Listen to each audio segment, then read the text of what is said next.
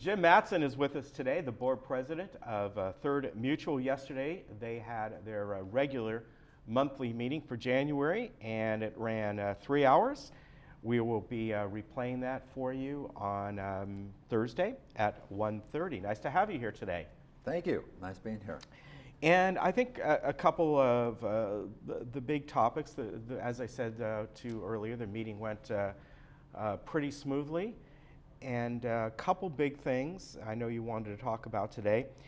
The ongoing project that is the drainage, and also we'll get to more of a now a bigger issue, since that issue is pretty much taken care of course, is the dry rot. Mm-hmm. So let's talk about the drainage issue. Yes.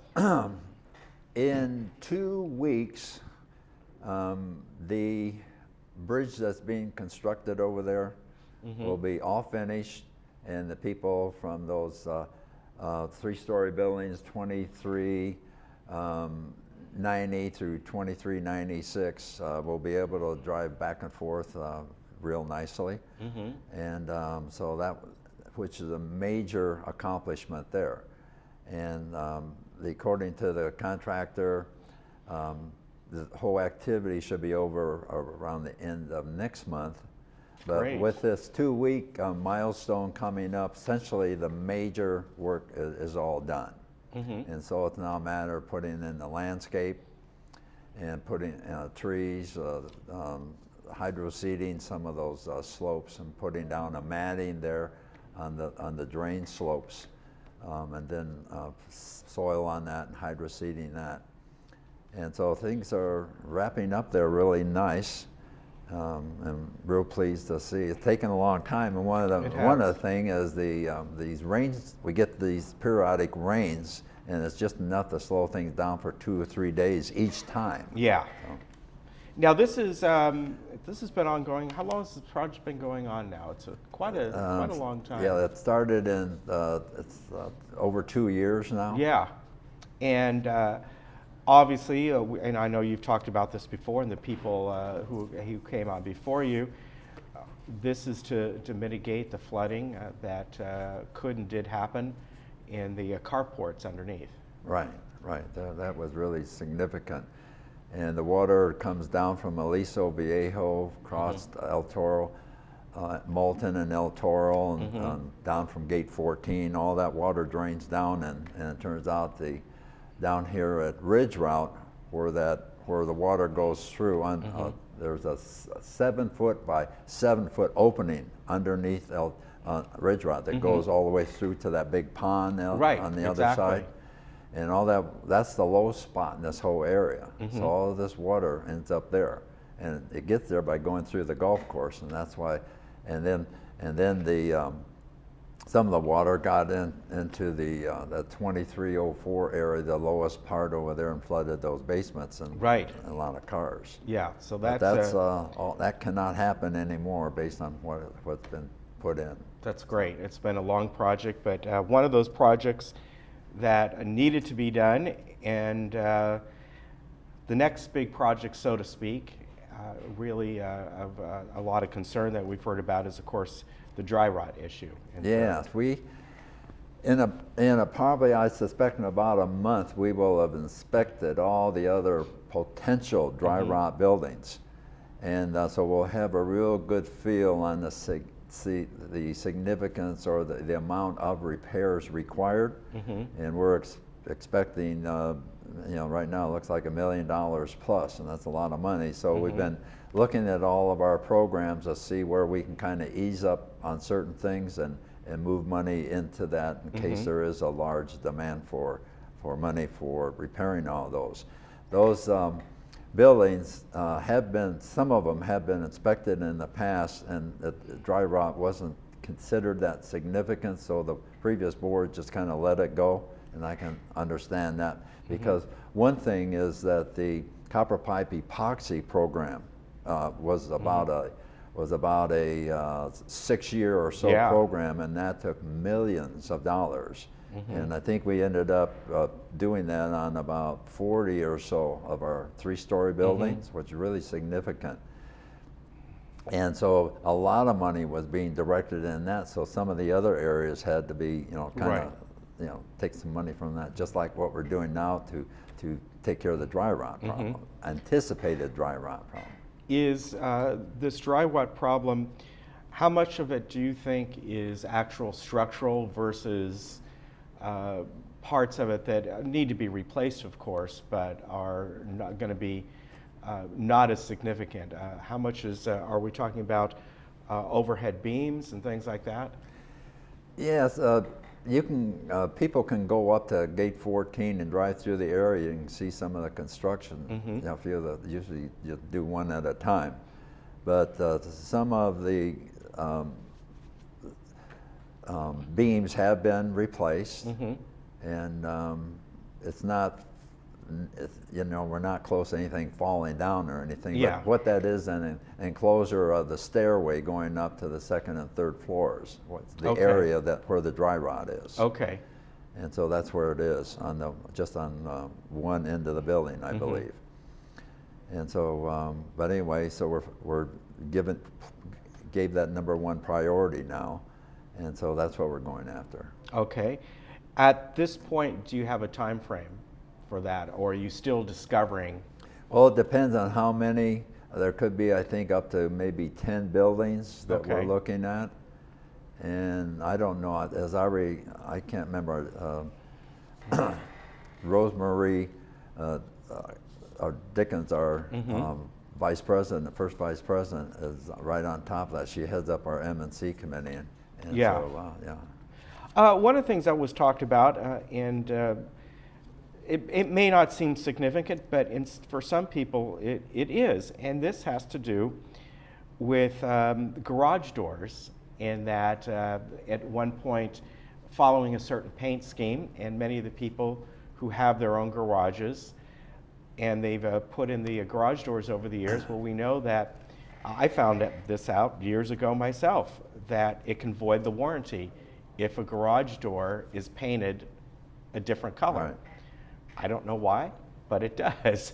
And that was just, it may seem like a small thing, but this was something that was looked at by the board, by M&C. Yes, and we've been looking at that for about 3 months. And yesterday's meeting, we passed resolutions, which is the wrap-up of that whole activity.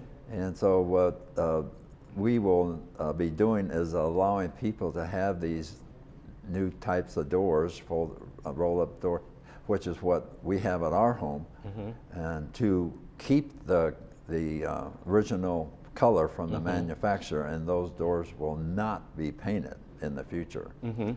And so that was sort of a big deal, because you got some of our buildings, there are a whole series of garages out in front along the road. Right. And some people have different colors and so forth. And so, but we passed the resolution yesterday that whosoever has those doors like that, they do not have to be painted. Now, if someone chooses to put in a new door, they'll come to you, the board, and do you have certain colors that they may, because when you buy a new door, you can specify white or off-white or tan or something like that. Yeah. Is there something specific colors, or it just depends what unit they're in? On some of the buildings, it's the responsibility of the mutual to replace the doors. Okay.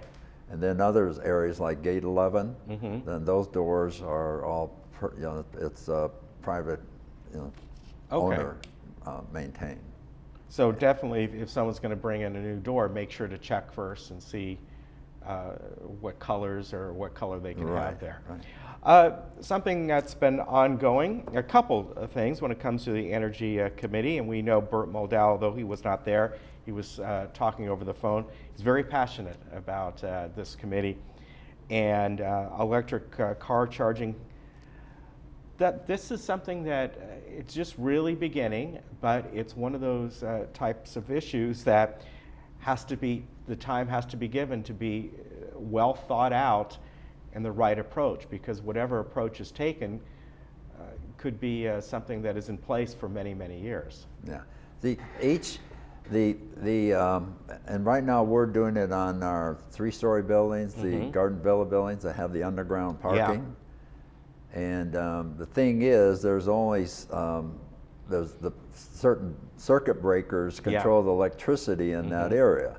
And if you get too many carts wanting to charge, and some of them are people hooking into the light fixtures, running a cord up to the light fixtures, and so we need to get control of that because you'd be popping breakers all over the place. And Bert and he has on this energy committee, he's the chairman, and John Levy and Jim Tung are on that, but they have a consultant on there who's actually going around making surveys in these areas of the Garden Villas, and they have, he's a really competent person. I'm really impressed with him, but Bert is really driving that, and not only that, but the LED lights in the community, out in the parking lots, and various buildings like even this on LED lighting. So he's really committed to that, and along with John Levy and Jim Tung. So it's the first time, when I've been on the board, this first time that's really come up, and we're really moving out fast with it, working with GRF and United on it. It shows you how just a few years, how things change in a big way. And a few years ago, you certainly didn't hear about solar panels. I mean, we did, but not to the level that all the boards are talking about now. And that's another something you're looking at, funding for multi-story buildings. Also, it's real important to get people on the board of directors to have certain capabilities. Like Bert is real competent in this LED, and he really does a lot of research, and he has a real solid understanding of the new technology coming out. And so you get people on the board. There's so many different things, and you get people like finance, and you choose what you'd like to serve.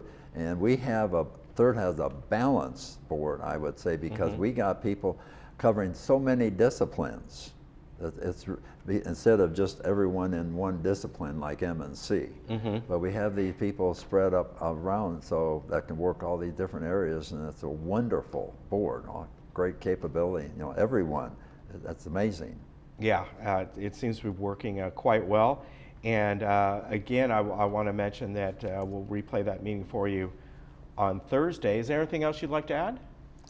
Any other points you'd like to touch on? Well, we have a new lawyer. We hired that's right. New lawyer named Denver Andrews. Okay. And he was in our closed session yesterday, and got a earful of everything that goes on in our closed session. So that worked out really good. Okay.